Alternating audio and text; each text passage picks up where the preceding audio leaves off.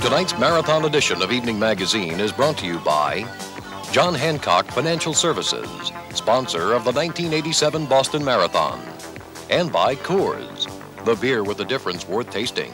Coors is the one.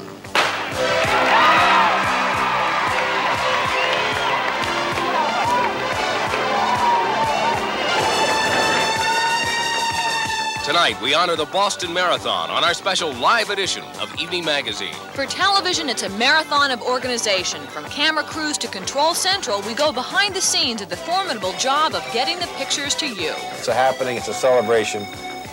It's the best thing that we have to offer by far in the world of sport. From the Wellesley co-eds to the finish line fans, we see what the excitement is like on the sidelines. We look at some of the dietary strategies used by runners to give them that winning edge. I show them how many calories that they deserve to eat in a day, how they can spend them healthfully, and how they can invest in their performance. And we see why this mom is making her run for Boston's Children's Hospital. All that tonight live on this special marathon edition of Evening Magazine. Coming to you live from Jason's with a post-marathon bash. Hi, I'm Sarah Edwards. And I'm Barry Nolan. And as the folks file in here for the official John Hancock post-marathon party, you can hear some great stories about the marathon today. War stories from the runners, like I started hallucinating at the top of Heartbreak Hill, I heard one person say, or spectators saying, boy, I thought my heart would swell to bursting when I saw the Hoyts go by. It was great to see the Hoyts. They are remarkable. But tomorrow we're going to find out the winner of the second biggest race of the day, the ratings war for TV stations. Right now we take a look at the race behind the race. Andre Vijay, 1:40.45, a new world record, a new course record. Chico Seiko, 2:11.49. The unofficial time and the winner of the 1987 Boston Marathon. Rose's time unofficially 2:25.20. Through the magic of television, even if you missed coverage of the race this afternoon, now you can see the outcome with a capsule version within seconds. But earlier today in Hopkinton, nobody had any idea what was going to happen during the race. 26 miles of open race course, a lifetime challenge to the runners involved, and a living nightmare to the television station that promises to bring it all to you live. God. Let the net play. Let the net play.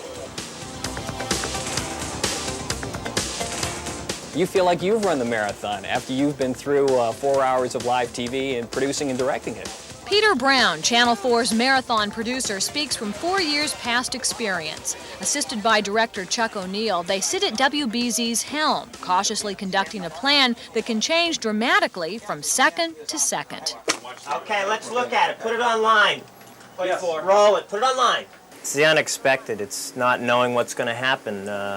That's the problem. Last year, we lost our video. We didn't know how long.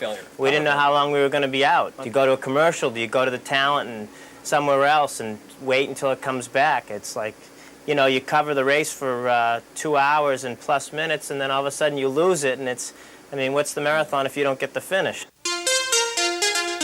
Today's weather has already thrown in a curve. Low cloud cover prevented all helicopters from flying, putting a stop to the lead truck shots, which used the copters to bounce their signals.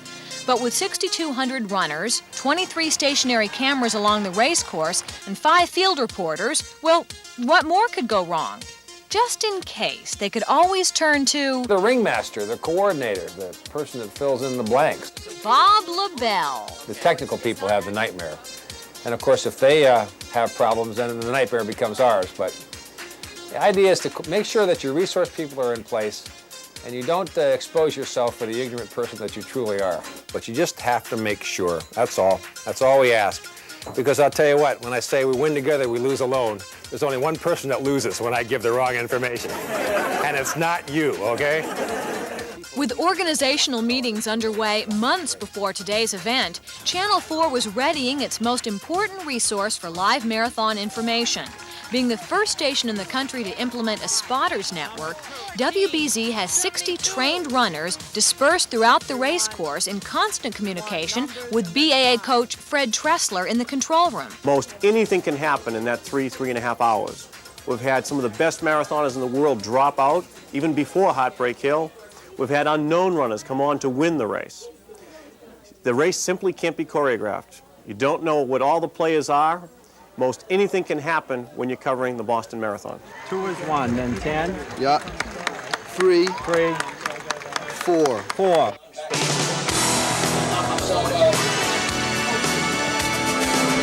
Ten years ago, they couldn't have done this. Yeah, the 2 helicopters, the ability to take in multiple live feeds, whether they be satellite, microwave. The answer is more technology. It More really and is. better. More and better, yeah. No matter how much time and preparation go into televising the Boston Marathon, the actual production always provides just enough twists and turns to keep things interesting. Mike them, dissolve, cue, and coming through Ashland. It's fun and it's expensive, I know, but it's Boston's happening. It's more than an athletic event. It's a social event. It's a happening. It's a celebration. It's the best thing that we have to offer by far in the world of sport. Well, we've got with us right now John Tracy, who is from Ireland. He trained locally. He placed 15th. You were expected to be in the top 5, but John, it was a slow race for everybody today. You ran it in, what, 2:17, right? Yeah, it was a slow race. I think we were hitting a very strong headwind, and I think that's the reason it was so slow. Nobody really wanted to take it out. I ran really slow today. I had trouble just after Heartbreak Hill. I was in second place, and we hit the downhills, and my legs left me from underneath. So That's a tough feeling, isn't it? A lot of frustration that happens to you as you go yeah, through well, that. cardiovascularly, I was feeling fine, but it was just my 2 legs weren't functioning. It was like everything else was fine, but my legs just wouldn't move. Now, are we going to see you next year run the marathon? I'll be back here in '89. Okay. Hopefully, I'll do a better job. We will look for you, John. Thanks for Okay, being thank with you. us. And we have more coverage ahead. Coming up next, support from the sidelines. So stay with us.